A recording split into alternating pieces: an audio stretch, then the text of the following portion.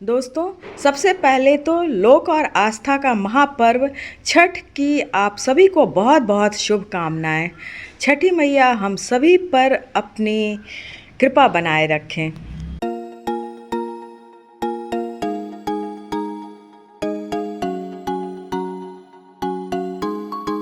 दोस्तों, इस वीडियो में मैं एक ऐसे पौधे के बारे में बात करूंगी जिसके लिए आपको 10 रुपए भी खर्च नहीं करना पड़ेगा, ना ही कोई एफर्ट डालना होगा और ना ही इसमें कोई फर्टिलाइज़र डलेंगे। ये बहुत ही लो मेंटेनेंस और बहुत कम केयर में चलने वाला पौधा है। तो दोस्तों, मैं हूँ जयश्री और स्वागत है आप सभी का हमारे चैनल सीज़न विद जयश्री पर। जी हाँ दोस्तों, एक ऐसा पौधा जिसका नाम है पंपकिन और लोग इसे कद्दू भी कहते हैं, कुछ जगह पर इसे कोहड़ा सीताफल भी बोला जाता है, अलग-अलग जगह पर इसे अलग-अलग नाम से जानते हैं। सीताफल जो है इसकी सब्जियां हमारे यहाँ आम तौर पर पूजा पाठ पर या नवरात्र के दिनों में जब भी शुद्धता की बात होती है तो वहाँ इसकी खट्टी मीठी या जैसे भी आप चाहे बनाना बनाते हैं और ये सब्जी जो है वो पूड़ी पराठे के साथ बहुत ही अच्छी लगती है। तो पहले इस सब्जी के पोषक तत्वों की बात कर लेते हैं। सीताफल जो है वो विटामिन से भरा हुआ सब्जी है। इसमें विटामिन ए, सी और ई भरपूर मात्रा में पाए जाते हैं। ये फाइब्रस सब्जी होता है और इसमें एंटीऑक्सीडेंट गुण यानी कि रोग प्रतिरोधक क्षमता भरपूर मात्रा में पाई जाती है।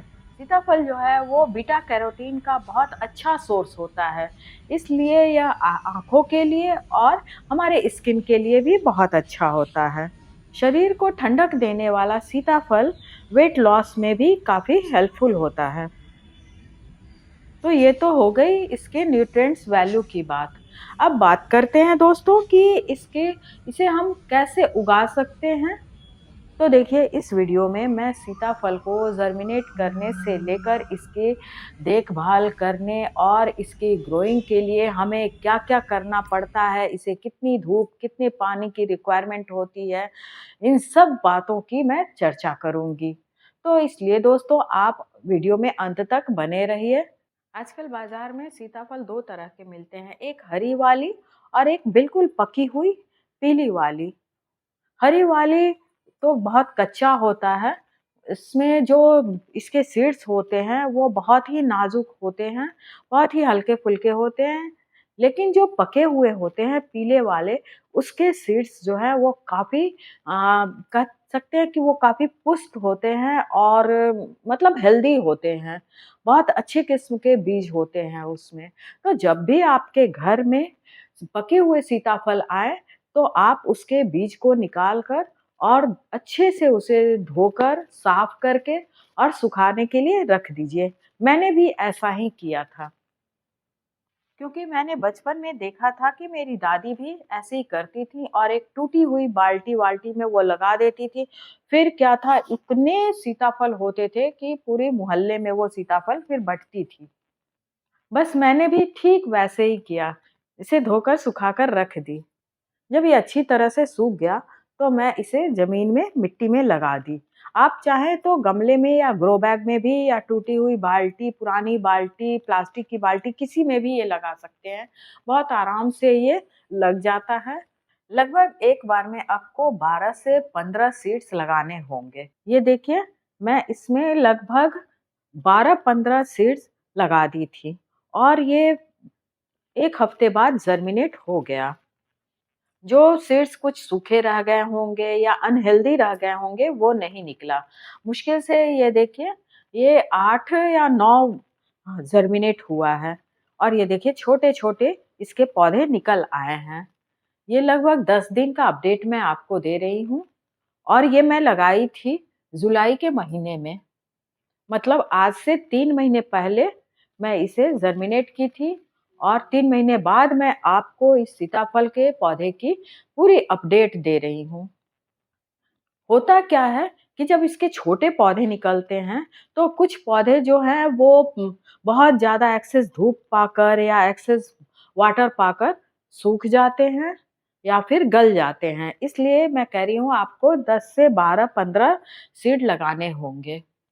उसके बाद देखिएगा कि ये 8 से 10 जो जर्मिनेट हुए हैं, उनमें से भी कितना मैं आपको एक-एक करके स्टेप बाय स्टेप इसका अपडेट दूँगी। जब भी इसकी ग्रोथ होती थी, मुझे बहुत खुशी होती थी, मैं हर दिन इसे देखती थी। पहली बार मैंने ऐसा किया था, तो मुझे बहुत इसको देखकर उत्साह होता था। मैं हर दिन सुबह जाकर देखती थी कि आज इसकी ग्रोथ कितनी हुई और वीडियो बनाती थी। जैसा कि हम सब गार्डनर्स का एक पैशन होता है कि अपने प्लांट्स की हमेशा वीडियो बना-बना कर उसे रखो ताकि वो आगे हमें देखने में ज़्यादा आनंद आता है। और फिर लगभग 15 दिनों बाद इसमें से देखिए ये 2 से 3 ही प्लांट निकल आए हैं। सारे के सारे प्लांट जो हैं वो गल गए या सूख गए। मुश्किल से ये 3-4 निकले हुए हैं। अभी इनकी ग्रोथ देखिए इतनी ही हुई है, इसमें बस बेल आ गया है। ये मैं आपको बहुत सँभाल कर दिखा रही हूँ क्योंकि ये बहुत ही नाज़ुक होता है। ज़्यादा इसे अगर हम टच करेंगे या छेड़ेंगे, झकझोरेंगे तो ये टूट जाएगा। तो इसमें से बस 3-4 निकला है और अभी इतना बड़ा नहीं हुआ है कि मैं इसे सहारा दूँ। अगर मैं इसे अभी सहारा दूँगी रस्सी पे या फिर पतली डंडी पे चढ़ाऊँगी ना तो ये टूट जाएगा। मैं इसे देखिए यहीं पे अमरूद के पेड़ के नीचे जानबूझकर लगाई थी ताकि ये जब निकलेगा तो इसका बेल जो है वो अमरूद के पेड़ पर चढ़ता चला जाएगा। और धीरे-धीरे इसने अपनी इतनी ग्रोथ ले ली कि आज ये पूरे अमरूद के पेड़ को अपनी गिरफ्त में ले लिया है। हालाँकि इस बार हमारे यहाँ अमरूद भी काफ़ी लगे हुए हैं, तो उन सब के साथ-साथ ये भी अपना ग्रोथ लेता गया और फिर ये पूरा इतनी ऊँचाई पर चला गया कि हमारे लिए फिर ये वीडियो बनाना भी बहुत मुश्किल हो गया कि मैं इसे कहाँ से कैसे वीडियो बनाऊँ। चारों ओर ये इतना फैल गया है कि फिर पूछिए मत।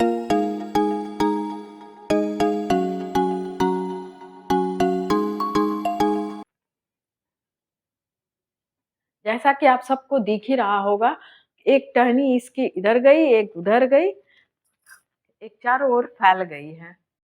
अब जान लेते हैं कि इसके ग्रोथ के लिए मैं क्या करती हूँ। मैं इसे सप्ताह में 1 बार इसकी गुड़ाई ज़रूर करती हूँ, क्योंकि मैं देखती थी कि मेरी दादी जो है वो इसकी गुड़ाई बहुत करती थी। गुड़ाई करने से क्या होता है ना दोस्तों कि मिट्टी के पोर्स खुलते हैं, उसमें बहुत अच्छे से पानी जाता है और बहुत अच्छे से एरेशन होता है। तो गुड़ाई हर पौधा के लिए ज़रूरी है, लेकिन इस तरह के पौधे के लिए इतना ज़रूरी है कि आप सप्ताह में 1 बार इसकी गुड़ाई कर ही दीजिए, ताकि इसकी ग्रोथ जो है वो बनती रहे। कद्दू के पौधे के लिए कम से कम दिन में 4 से 5 घंटे की धूप बहुत ज़रूरी है। धूप में इन पौधों की ग्रोथ जो है ना वो बहुत अच्छी होती है। धूप मिलना बहुत ज़रूरी है, इससे क्या होता है कि इसके जो सब्जियाँ होती हैं, वो बहुत हेल्दी और बड़े होते हैं। द जैसे कि देखिए इसके पत्ते बहुत बड़े-बड़े हैं। ये इसका सिम्बॉलिक है कि इसमें जो कद्दू आएगा वो भी बड़ा होगा, इसका फूल भी बड़ा होगा। जहाँ तक फर्टिलाइज़र की बात है, तो मैं क्या करती हूँ, इसे हर 10 दिन पर 1 बार ऐसा फर्टिलाइज़र देती हूँ जो कि हमारे किचन में होता ही होता है, हम सबके किचन में वो बड़ी आसानी से मिल जाता है। देखिए दोस्तों, चावल-दाल तो हम सभी के घर में बनता है और रोज़ ही बनता है। तो मैं क्या करती हूँ ना कि इसके पानी को मैं वेस्ट नहीं होने देती, मैं फेंकती नहीं हूँ। इसके पानी को मैं स्टोर करके रख लेती हूँ। अगले दिन यानी कि 24 घंटे के बाद इस 1 लीटर पानी में मैं 2 लीटर एक्स्ट्रा पानी डालती हूँ। यानी कि अगर 1 लीटर चावल-दाल का पानी है तो उसमें 2 लीटर आप सादा पानी डाल दीजिए। अब मैं इसे कद्दू के पेड़ में डाल देती हूँ। देखिए इस तरह से मैं गुड़ाई करने के बाद इसे डाल दी।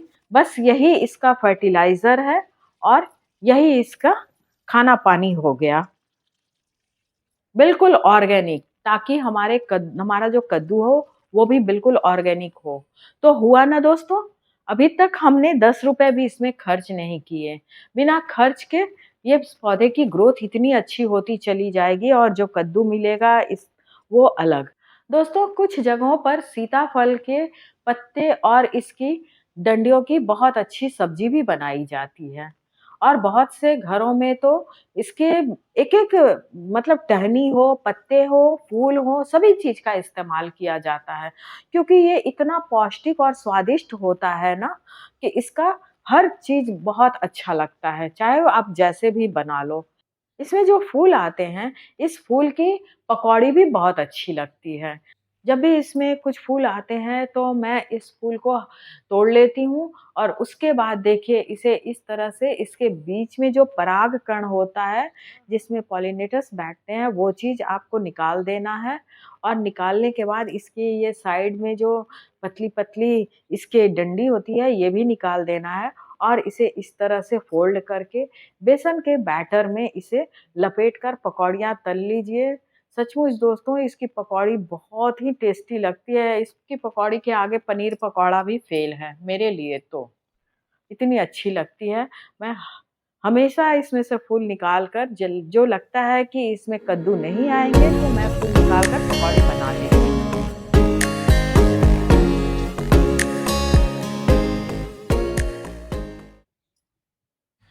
तो दोस्तों, देखा आपने एक कद्दू के बीज से कितना कुछ बन सकता है और इसमें कुछ भी एफ़र्ट नहीं डालना होता है। आपके घर में जब अगली बार पीली